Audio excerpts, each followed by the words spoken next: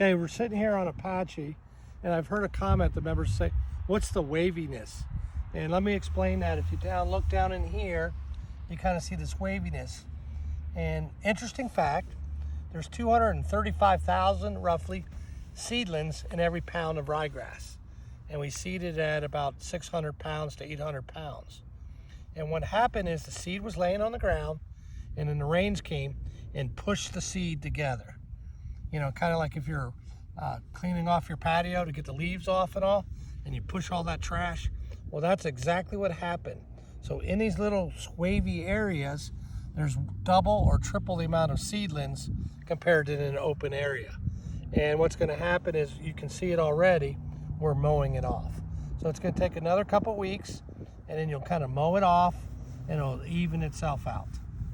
And as we're talking about the waviness, and you saw where it all bunched together, well, this is an example that happened on a few spots up on these hills where the seed washed and nothing was left behind because it was on a slope like this. So it all bunched up, and what we have to do is fertilize and get more seed to germinate in between. And as these areas are getting more mature, they'll close the gap. And I'm hoping in another week or two, or 3 maybe, by Thanksgiving, all these areas will be down a little bit. So we started with areas quite a bit bigger, and now we're down to very small spots on this Apache golf course. Now, you know, and this is what we talked about on Apache, what happened with the seed moving. Chiricahua was on the back end of the rainstorm. And what happened to us on Chiricahua is that the golf course has grasses that are a year old, grasses that are 5 weeks old, and grasses that are a week old. And the secret is trying to blend them together right now. So we seeded one before the storm that washed the seed around, and one Chiricahua we seeded after the rainstorm, which I lost about 2 weeks.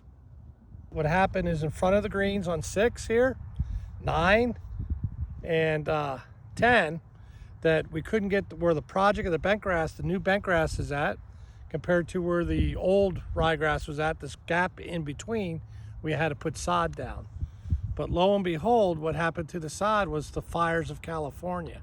I have to bring the sod in from 16 hours north of Sacramento, and this fires delayed me. So I got delayed on the rainstorm on Chiricahua, and I got delayed another 2 weeks on the sod from Chiricahua. So what I did was harvest my own sod from our driving range and put it out there. Well, as you know, the driving range is taller, and it's not quite as short, so I have to slowly bring it down. And the greens on Chiricahua were a couple of them, mainly number 8, we were dealing with an issue called cudweed. Cudweed comes from the natural bushes around the golf property. Blew into us and came up. It was really good and clean on the greens until about a week before we opened it. Good afternoon, members. John Lieberger, PGA Director of Golf here at Desert Mountain Club. Here we are on number 8, Chiricahua. This is the cudweed that Shawn was referencing. What the team will do is come in and they'll work on cutting this out. This weed was blown in, as Shawn mentioned, from bushes around the green during the seeding process.